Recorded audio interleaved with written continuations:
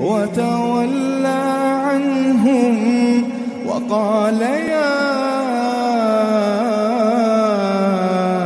أسفا على يوسف وقال يا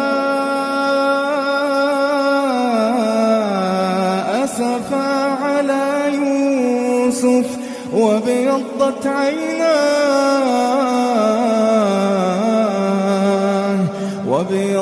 عيناه من الحزن فهو كظيم.